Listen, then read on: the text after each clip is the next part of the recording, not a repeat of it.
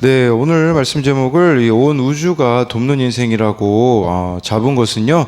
요즘 제가 좀 이렇게 즐겨 쓰는 말 중에 하나가 순종하려고 하면, 우리가 하나님 뜻에 순종하려고 하면요, 모든 게 다 그 돕는 방향으로 가게 되어지는 것을 경험하거든요. 그래서 환경도 상황도 참 순종할 수 있도록 하나님께서 맞추어 주시는 것들을 경험했기 때문에 그런 건데요.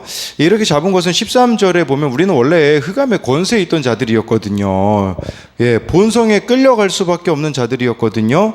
그런데 이제는 하나님의 은혜로 우리가 본성을 이기게 되는, 이전과는 다른 삶을 살아갈 수밖에 없는 자가 되었거든요. 그렇기 때문에 이렇게 살아갈 수 있는 힘을 하나님이 주시기에 온 우주가 순종하는 삶을 돕는다라는 의미로 이렇게 제목을 잡았습니다. 그래서 하나님의 뜻에 순종하는 자들을 이렇게 하나님이 어떻게 도우시는지 우리가 같이 말씀을 통해서 볼 텐데요.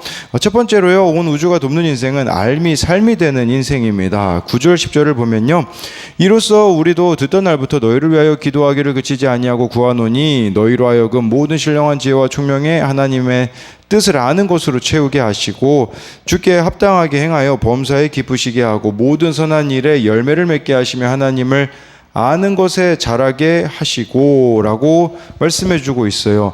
9절에 보면요, 우리도라고 나와 있는데, 우리도라는 것은 지금 바울과 감옥에 함께하고 있는 동역자들을 말하는 거예요. 이들이 골로새 교회 성도들의 소식을 듣고서는 쉬지 않고 기도했다라고 이렇게 말해주고 있어요. 왜 그러냐면 골로새 교회 그 당시에 이단이 또 침투하고 있었다고 하더라고요. 그냥 거짓 가르침이 침투하고 있는 상황이었기 때문에 바울은 감옥에서도 동역자들과 함께 골로새 교회 성도들을 위해서 기도했어요. 그 기도의 내용이 바로 오늘 말씀의 내용이거든요. 먼저 이제 9절 보면 너희로 하여금 모든 신령한 지혜와 총명에 하나님의 뜻을 아는 것으로 채우기를 기도했다라고 말해주고 있어요. 그러니까 하나님의 뜻, 이 뜻이 뭐겠습니까? 우리를 향한 하나님의 뜻은 바로 구원과 거룩이잖아요. 근데 이 구원과 거룩을 이루는데 필요한 게 뭐냐면요, 앞에 나와 있어요.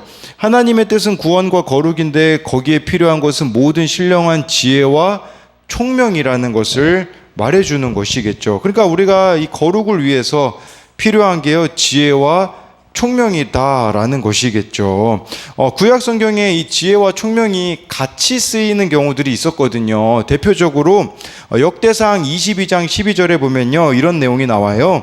여호와께서 내게 지혜와 총명을 주사 내게 이스라엘을 다스리게 하시고 내 하나님 여호와의 율법을 지키게 하시기를 더욱 원하노라. 이게 뭐냐면요, 다윗이 솔로몬에게 이렇게 지금 유언을 남기는 부분이라고 볼 수 있거든요. 근데 이 다윗이 솔로몬에게, 야 솔로몬아, 너 지혜랑 총명을 구해야 된다. 그리고 실제로 솔로몬도요, 우리가 잘 알다시피 지혜와 총명을 동일하게 구했거든요. 왜 그러냐? 솔로몬이 매일 직면해야 되는 것은요, 어려운 문제들이었기 때문이에요. 여러분, 왕으로서 얼마나 많은 문제들이 있었겠어요. 사람들이 또 얼마나 많은 문제들을 가지고 왔겠습니까? 또 이 지혜와 총명은 어려운 문제들을 헤쳐나가기 위함이고 까다로운 사람들을 견뎌내기 위함이다라고 볼 수 있어요. 솔로몬이 다루어야 되는 사람들이, 까다로운 사람들이 또 얼마나 많이 있었습니까? 그러니까 지혜와 총명이 필요했다라는 거겠죠. 우리에게도 동일해요. 우리가 살아가는 이 시대도요, 하나님의 뜻대로 살아가는 지혜와 총명이 필요합니다. 그래야지만 닥쳐오는 인생의 문제들을 헤쳐나갈 수 있게 되어지고요. 또 까다로운 사람들이 우리들의 삶에도 얼마나 많이 있습니까? 그들을 대할 때 어떻게 대해야 할지를 알기 때문에 정말 이런 것들을 우리가 구해야 된다라는 것이에요. 또 10절에요. 구원의 열매를 맺고 거룩한 자로 자라가는 것은 범사의 주님을 기쁘시게 하는 것이라고 볼 수 있어요. 주님을 기쁘시게 하는 삶, 하나님을 기쁘시게 하는 삶은 무엇일까요? 그것은요, 한마디로 자기 중심적인 삶을 내려놓는 것이라고 볼 수가 있는 것이에요. 정말 저와 여러분들이 이 자기중심적인 삶을 내려놓고 있는가? 또 주목해서 봐야 되는 것은요, 10절에 하나님을 아는 것에 자라게 하시고, 그 당시 침투했던 이단 중에 아마 하나로 추정이 되는 건 영지주의거든요. 영지주의는 쉽게 말씀드리면 이런 거예요. 내가 영적으로 더 높은 지식을 가지고 있기 때문에 너는 내 말을 들어야 된다, 이런 식이에요. 지금도 그렇게 주장하시는 사람들이 있거든요. 자기가 특별한 영적인 지식을 가졌다고 해서, 특별한 영적인 경험을 했다고 해서 영지주의자들은 자만했거든요. 그걸 지금 사도 바울이 알고서는 이 아는 지식이라는 단어를 쓰는 거예요. 아는 것에 자라게 한다라는 게 영지주의자들을 가리키는 거라고 볼 수 있는데요. 근데 저와 여러분들이 분명히 알아야 되는 것은, 하나님에 대한 바른 지식을 가진 자들은 자만할 수가 없어요. 바른 지식을 가진 자들은요, 자신에 대한 사랑보다는 다른 사람에 대한 사랑을 갖도록 한다는 사실이에요. 그러니까 쉽게 말씀드리면, 저와 여러분들이 하나님을 바르게 알아간다면 영적 우월주의나 자기의를 내세우는 사람이 되는 게 아니라 사랑의 사람이 되는 거예요. 사랑할 수 없는 사람들을 사랑해내는 자가 되는 게 바로 하나님을 바르게 아는 자라고 할 수 있어서, 이 9절 10절은 한마디로 정리하자면 삶이 되어야 된다라는 의미예요. 그렇기 때문에 저와 여러분들이 하나님을 바르게 안다면 바르게 살아갈 수밖에 없다라는 것이 바로 9절 10절의 내용이에요. 그래서 이것에 대한 적용 질문도요, 지금 내가 구해야 하는 하나님의 뜻을 아는 신령한 지혜와 총명은 무엇입니까? 우리가 참 말씀대로 살아가기 위해서 구해야 되는 지혜와 총명이 무엇인지를 묻는 것이겠죠. 그래서 어려운 문제들, 까다로운 사람들과의 관계, 말씀대로 살아가야 되는 삶에 대한 지혜와 총명을 우리가 어느 영역에서 구해야 되는지를 묻는 것이고요. 두 번째는요, 말씀을 알아가기에 점점 자기 애를 버리고 다른 이들을 사랑하고 있습니까? 그렇기 때문에요, 정말 이게 삶이 돼야 되는 부분들, 또 바르게 안다는 것은요, 말씀드린 것처럼 자만해지는 게 아니라 사랑의 사람이 되는 것을 말하는 것이라는 것을 뜻하는 겁니다. 두 번째로요, 우주가 돕는 인생은 성령의 도우심으로 가능합니다. 11절에요, 그의 영광의 힘을 따라 모든 능력으로 능하게 하시며 기쁨으로 모든 견딘과 오래 참음에 이르게 하시고 라는 것이죠. 저와 여러분들이 하나님의 뜻을 알고 이제 삶으로 살아내기 위해 필요한 것은 11절에 나오는 그의 모든 능력이에요. 그의 모든 능력. 이게 하나님으로부터 오는 능력인데, 이 능력이 무슨 능력일까요? 찾아보니까요, 대부분 다 성령의 능력으로 보더라고요. 그러니까 저와 여러분들이요, 성령의 도우심을 구해야지 이렇게 삶이 되는 삶이 되는데, 그런데요, 이 성령의 도우심을 구함으로써 우리가 기쁨으로 감당하게 되어지는 두 가지가 11절에 나와 있어요. 이거는 내 능력으로는 안 되는 영역이에요. 두 가지가 뭐냐? 모든 견딤과 오래 참음이요. 근데 우리가 그냥 보면 똑같은 내용 같잖아요. 뭐 견디는 거랑 오래 참는 거랑 똑같은 거 아니야 라는 생각이 들 수 있지만 다르더라고요. 찾아보니까요, 이 견딤이라는 것은요, 하나님이 우리를 어떤 삶의 자리에 두시더라도요, 불평하거나 원망하거나 좌절하지 않고 감당해내는 것이에요. 쉽게 말하자면요, 견딤은 환경을 견디는 거예요. 환경. 저와 여러분들에게 주어진 환경이 있잖아요. 근데 세상은 뭐라고 말합니까? 자꾸 환경이 바뀌어야 삶의 질이 달라진다라고 말하면서 사람들은요, 환경만 바꿉니다. 그러다 보니까 좋은 환경에서 살아야 되니까 좋은 집을 이렇게 구매하기도 하고요. 환경만 계속 바꿔가거든요. 그러면 삶의 질이 바뀔까요? 근데 사람 자체는 바뀌지 않더라고요. 그러니까 여기서 말하는 이 견딤이라는 것은요, 주어진 환경 속에 내가 바뀌어야 삶의 질이 바뀌는 거거든요. 그러니 저와 여러분들에게 허락하신 환경을 성령을 통하여서 견딜 수 있는 힘을 우리들에게 주신다라는 것이에요. 그 환경을 통해 내가 바뀌어질 수 있게 해 주신다. 그게 바로 여기 나와 있는 견디는 것이에요. 두 번째는 오래 참음이거든요. 견딤은 환경을 견디는 거라면 오래 참음은 뭘까요? 사람을 참는 거예요. 사람을. 여기서 말한 오래 참음은 사람을 참는 것을 뜻합니다. 우리 인생에 무례하게 행동하는 사람이 있어요. 해코지하는 사람이 있을 수 있고요. 나쁘게 말하는 사람이 있을 수 있고, 나를 대적하는 사람이 있을 수 있어요. 그렇게 되어지면 우리는 관계를 단절해 버리고 싶을지 몰라요. 정죄하고 미워할지도 모릅니다. 그런데 여기서 말하는 오래 참음은 성령의 도우심으로요, 그 관계를 단절하지 않고 오래 참으면서 사랑할 수 있도록 도와주신다라고 볼 수가 있어요. 그래서 이 오래 참음은 사람에 대한 부분이라고 할 수가 있는 것이죠. 우리들에게 실망을 주는 사람들이 얼마나 많이 있습니까? 그 실망한 거 사실 잘못이 없는 게 아니에요. 잘못이 있어요, 상대방이요. 그런데 오래 참을 수 있도록 성령이 도와주신다라는 것을, 정말 좋아요, 여러분들이. 그렇기 때문에 성령의 도우심을 구하면 환경도 견디고 사람도 참아낼 수 있다라고 바울이 고백하고 있습니다. 12절부터 14절을 보면요, 우리로 하여금 빛 가운데 성도의 기업의 부분을 얻기에 합당하게 하신 아버지께 감사하게 하시기를 원하노라.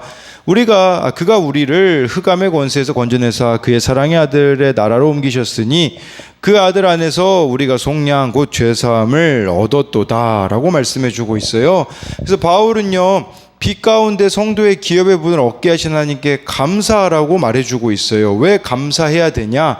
우리는 원래 13절에요, 흑암의 권세에 이끌려 지옥으로 갈 수밖에 없는 존재들이었거든요.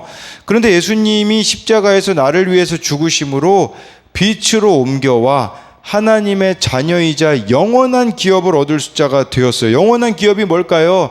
천국 가는 인생이 되었다라는 것을 말해주고 있는 것이에요. 우리가 그 사실을 정말 믿는다면 어떤 삶을 살아갈까요? 12절에 나와 있는 것처럼 감사의 인생을 살아갈 수가 있다라는 거예요. 바울이 골로새 성도들에게 감사하라고 말하잖아요. 그냥 말하는 게 아니라 바울은 감옥에서도 감사하고 있기 때문이에요. 왜 바울은 감사할 수 있었을까요? 그 이유는 저는 9절에 쉬지 않고 기도하는 데 있지 않았을까라는 생각을 하게 되어지더라고요. 이렇게 기도하는 자는 감사할 수 있게 되어진다라는 것을 말하는 것이죠. 또 바울이 감사할 수 있었던 것은요, 13절에요, 어떤 자신이 어떤 존재였는지를 알았기 때문이에요. 바울이 원래 흑암의 권세에 있었잖아요. 그 중에 하나가 뭐였습니까?